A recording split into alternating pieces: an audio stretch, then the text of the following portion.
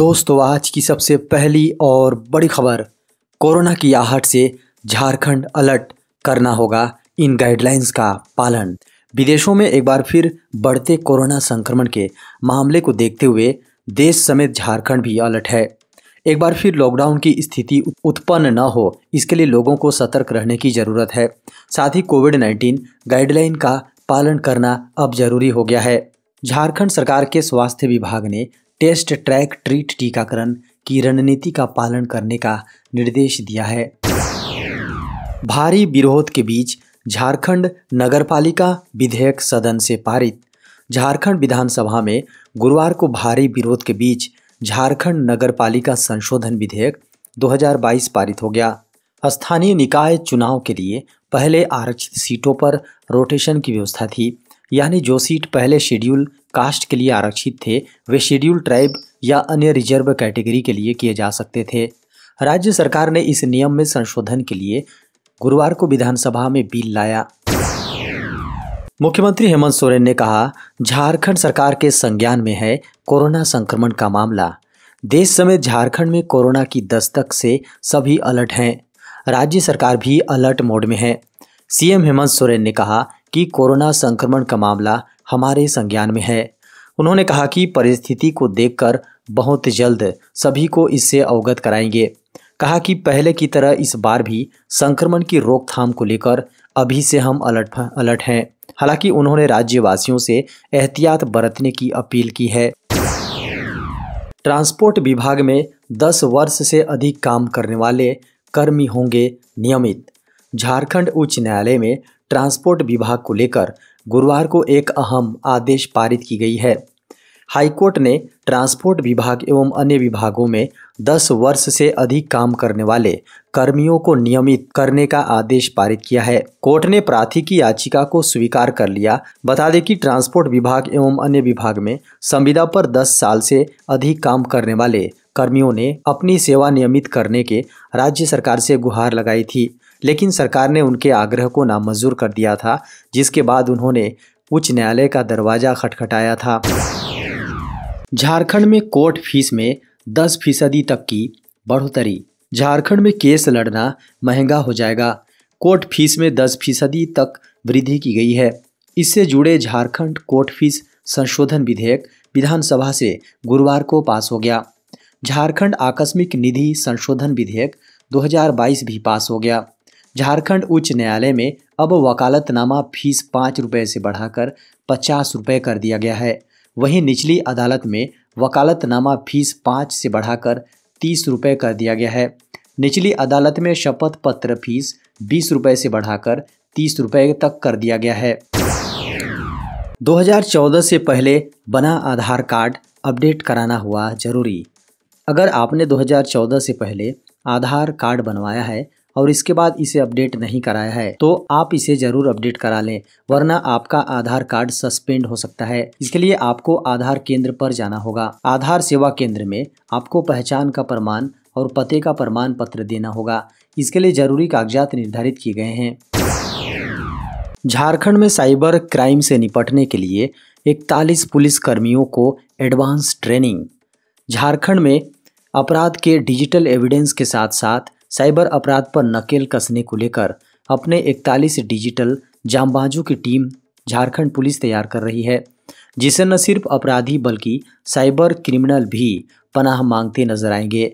Cyber criminal के साथ साथ साइबर क्राइम होने से पहले ही उसकी जानकारी पुलिस को मिल सके, इसके लिए झारखंड पुलिस ने 41 पुलिस कर्मियों का चयन कर उन्हें एडवांस ट्रेनिंग दे रही है, ताकि आने वाले दिनों में ये डिजिटल योद्धा अपनी सेवा से न सिर्फ अपराधियों के लिए बल्कि साइबर अपराधियों के लिए भी काल बनेंगे। झारखंड हाईकोर्ट ने कहा, संविदा कर्मचारियों को सरकार तुरंत करे नियमित। झारखंड हाईकोर्ट ने कहा कि अब बहुत हो गया है। संविदा पर नियुक्ति राज्य सरकार को अब नियमित नियुक्ति ही करनी होगी और जो लोग पहले से संविदा पर कार्यरत हैं उन्हें राज्य सरकार तत्काल नियमित करें। इस संबंध में नरेंद्र कुमार तिवारी सहित अन्य 30 लोगों की ओर से हाईकोर्ट में याचिका दाखिल की गई थी। अदालत को बताया था कि सुप्रीम कोर्ट ने उमा देवी के मामले में एक आदेश पारित कर कहा है कि 10 साल से अधिक समय से काम करने वाले संविदा कर्मियों को नियमित किया जाए। साथ ही भविष्य में होने वाली सभी नियुक्तियां नियमित पदों पर की जाए। इसको देखते हुए उच्च न्यायालय ने भी सभी कर्मियों को नियमित करने का आदेश दिया है। झारखंड के 6 विद्यालयों में शुरू होगी कृषि आधारित शिक्षा। झारखंड के सरकारी विद्यालयों के छात्र छात्राओं के लिए अच्छी खबर है। झारखंड के 6 विद्यालयों में कृषि आधारित शिक्षा शुरू होगी। शुरुआत में पायलट प्रोजेक्ट के तहत इन स्कूलों में कृषि आधारित शिक्षा शुरू हो रही है। इस संबंध में झारखंड शैक्षिक अनुसंधान एवं प्रशिक्षण परिषद रांची ने पत्र जारी कर दिया है।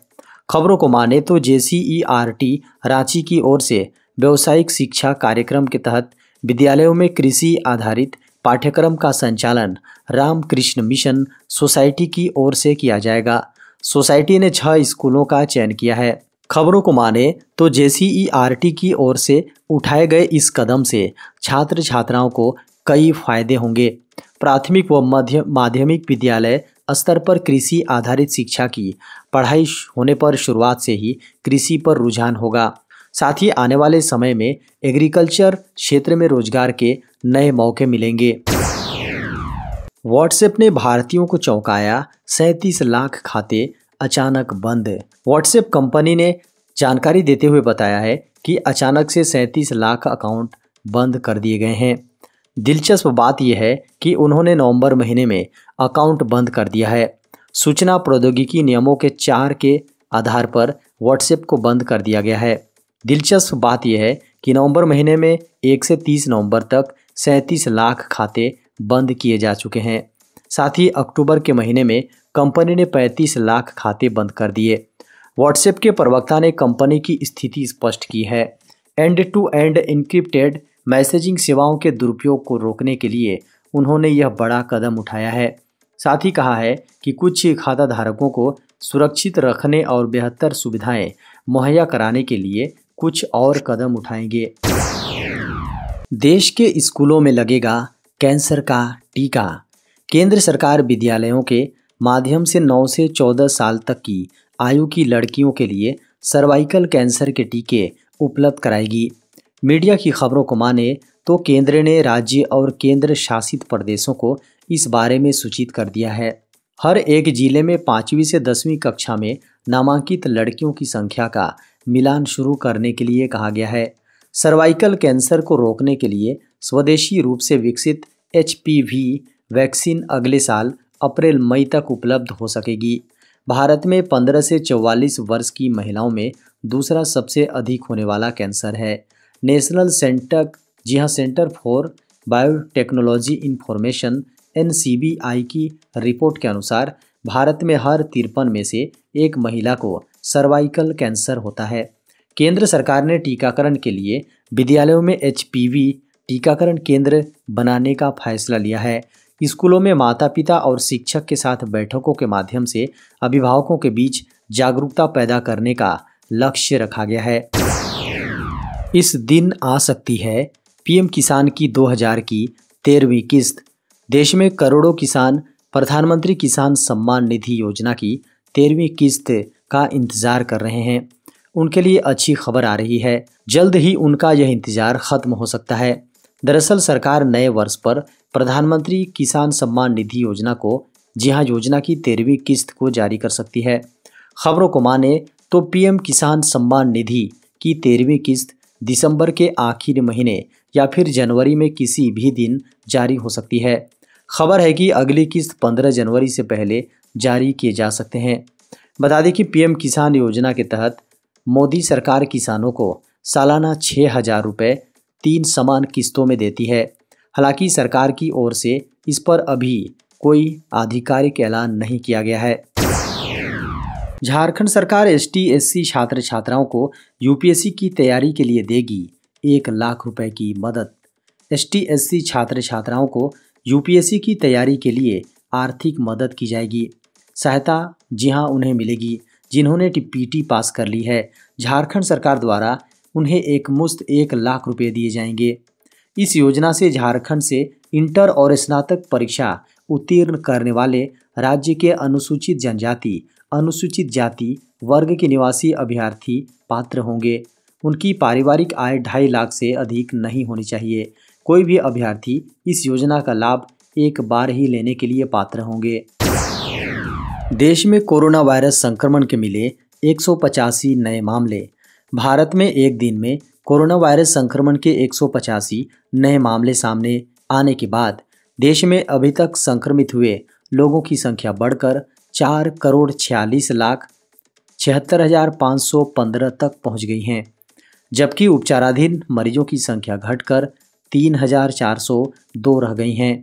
केंद्रीय स्वास्थ्य मंत्रालय की ओर से गुरुवार सुबह 8 बजे जारी ताज़ा आंकड़ों के अनुसार दिल्ली में संक्रमण से एक और मरीज की मौत के बाद मृतकों का आंकड़ा बढ़कर 5,30,681 हो गई हैं। कोरोना वायरस संक्रमण के उपचाराधीन मरीजों की संख्या घटकर 3,402 रह गई हैं, जो कुल मामलों का 0.01% है। पिछले 24 घंटे में उपचाराधीन मरीजों की संख्या में 6 मामलों की कमी दर्ज की गई है। आंकड़ों के अनुसार भारत में मरीजों के रिकवर होने की राष्ट्रीय दर 98.80% है। देश में अभी तक कुल 4,41,42,432 लोग संक्रमण मुक्त हो चुके हैं, जबकि कोविड-19 से मृत्यु दर 1.19% है। स्वास्थ्य मंत्रालय की वेबसाइट के अनुसार राष्ट्रव्यापी टीकाकरण अभियान के तहत अभी तक कोविड-19 रोधी टीकों की 220.03 खुराक दी जा चुकी है।